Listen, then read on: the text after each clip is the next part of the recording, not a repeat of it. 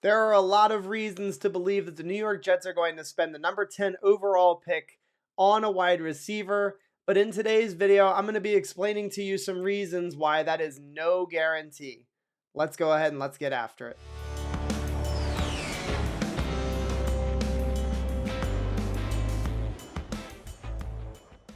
Before we get into the video, if I could get you to please hit up the like button, and if you're new here and you enjoy the content, please consider subscribing to the channel. I do want to let you know we'll be live this upcoming Wednesday night, and we'll be live streaming with Jets Talk 24/7. That's right, Ryan himself is going to join the panel. He's going to talk all things New York Jets offseason with us. The link for that stream will be in the description. And if you haven't heard, I am giving away a free Jets jersey to one of my subscribers for the NFL draft. So if you haven't hit that button, go ahead and do so right now. Support the channel and give yourself a shot at an awesome prize. So to start things off, could the New York Jets take a wide receiver at 10? Of course they could. And honestly, that's one of my preferred options. They take Kayvon Thibodeaux at number 4, and then they go get the best wide receiver that's available at the number 10 overall spot. And honestly, it's one of those things. Choose your flavor. Garrett Wilson from Ohio State. Chris Olave is starting to make some noise and could go earlier than people are expecting. Jameson Williams from Alabama. Drake London from USC. There's a lot of dudes that could be in that conversation for the New York Jets at that spot. But just because I would do it, and again, that is my preferred method, edge at 4, wide receiver at 10, and I'm sure a lot of you agree. That's the preferred option, but that does not mean that Joe Douglas and the New York Jets are going to actually do that.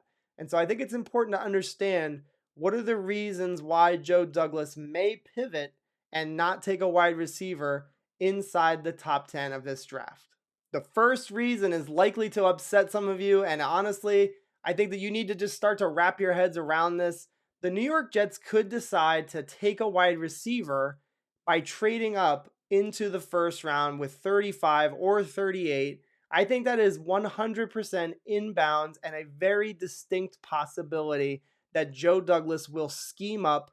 He probably has, a bunch of, different avenues and routes that he could take on draft day. I'm sure he has A, B, C, D, E, F, G, all the way to Z as far as, a draft day plan. And I'm sure that one of the possibilities is potentially sliding up into round 1 and getting one of those guys that could fall a little bit. And again, there's so many talented wide receivers at the top of this draft. And again, we've seen Joe Douglas, even just as last year, make a trade up to get a guy that he felt really, really confident in Elijah Vera Tucker. And I know a lot of people are pointing to that in Jets content land, but it's true. Joe Douglas could make a move similar to what he did last year to go get his wide receiver. And again, you don't have to trade all the way up into the top 15 to go get that guy. It could be somebody like Treylon Burks. It could be somebody like Jahan Dotson, Christian Watson. And you don't have to make some monumental trade up to get one of these guys and for them to make a big impact on this team. So again, you might not like the idea of trading up with the number of holes that we have, but don't rule it out. Think of all the holes we had last offseason, and Joe Douglas was still willing to pull that trigger. If you recall in the 2021 draft, the New York Jets needed a wide receiver just like they do currently. And lo and behold, a wide receiver was available in the early second round in Elijah Moore. And a lot of people expected him to go a little earlier than he did. But he was there and he was available. And so the idea here is that the New York Jets don't have to take a wide receiver at number 10 because there could be one available at 35 or 38. That's very, very valuable and can become a big time player in the National Football League. And a lot of people were, hitting me on Twitter because I said, let's consider a trade up. I have zero problem with sticking and picking at 35 or 38. I think that there's a lot of there's a lot of avenues that Joe Douglas could take. And I think this is a very distinct possibility of somebody becoming available in that early second round that quite honestly probably shouldn't be available. And that's why having these early second rounders is such a powerful, powerful asset to have in pretty much every draft class. At the annual league meeting in Florida, Joe Douglas spoke at length about the wide receivers that are currently on the roster. And that could be another reason why the Jets look to not take a wide receiver in the top 10. Guys like Corey Davis, I think fans have, given up way too quickly on him. I get it. It was frustrating to watch him drop the football, even fumble the football in 2021. But that was an anomaly for Corey Davis. That's not really who he is as a player in the National Football League.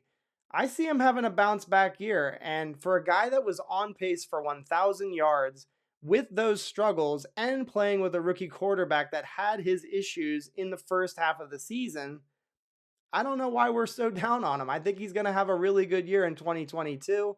Elijah Moore is a wide receiver that many of us envision having true number one ability. And when you look at the segment of games that he played last year, it's easy to see why there's so much optimism. He made some big time plays and did it all over the football field. The big thing with Elijah Moore is, can he and Zach Wilson form that incredible chemistry that is required to really take that next step that you see from all of the great QB wide receiver combos in the National Football League. And my guess is that the Jets are anticipating that those two do form a really good connection. I said it in a video a couple of weeks back. I think that Braxton Berrios is going to get a lot of burn in the 2022 season, and I personally don't see that as a bad thing. He is a playmaker, and he does it in a myriad of different ways. I think he will get on the field more on offense than we realize, and that's even if we had added a guy like a Tyreek Hill, or even if we do decide to draft a wide receiver in the top 10. I think they really, really like Braxton Berrios being on the field and just using him as a chess piece. And so I think moving forward, we're going to see a lot of him regardless of what we do at the wide receiver position in the NFL draft. And how could we forget about Denzel Mims, a guy that we figured was dead in the water when in fact he's been alive and working his ass off in the gym. And you can see it from the side to side here of Denzel Mims as a rookie to now. He's added some serious muscle to his frame, and I think that's super important for a guy that really is exclusively an outside guy. And again, the hope here is that, Denzel Mims isn't just, hitting the weights. He's also working on the playbook, learning this scheme, learning this offense, and truly working on his route running ability. I think that's very important for him moving into this season. So don't rule out the fact that the Jets and Joe Douglas, a guy that selected Denzel Mims, will not give this kid another chance in 2022. And the final reason why the Jets may not take a wide receiver at the number 10 overall spot is the most obvious one, and the one that I've been talking about a lot lately.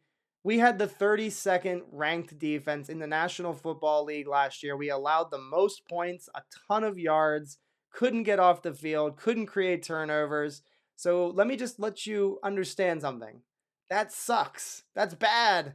And so the Jets might need to invest in the defense early in the first round. That's my point here, is the Jets might need to double dip at 4 and at number 10, get 2 defensive players at 2 different levels of the field, whether it's a edge player and a linebacker or an edge player and a DB. I think that it's very important that the Jets invest heavily in the defense, and that's coming from somebody that really wants to support Zach Wilson. But don't forget, the Jets have been investing in the offense. They drafted Elijah Moore, Michael Carter, Elijah Vera Tucker. They've drafted Mekhi Becton, Denzel Mims, and they're going to spend more draft picks, and they've been spending in free agency on the offense. Corey Davis, you've got the 2 tight ends, Uzama and Conklin. They added Laken Tomlinson. So please don't think that just because the Jets take 2 defensive players in the first round that there's no chance that the Jets are supporting Zach Wilson. I think that's a little bit too far-fetched for me to believe. So let me know in the comments, do you think that the Jets are a guaranteed lock to take a wide receiver at that 10th overall spot? Or do you think there's some flexibility in how they will address the position? I look forward to reading and responding to all of the comments. Just go ahead and load it up. I thank you so much for watching. Go Jets, and I'll see you guys next time.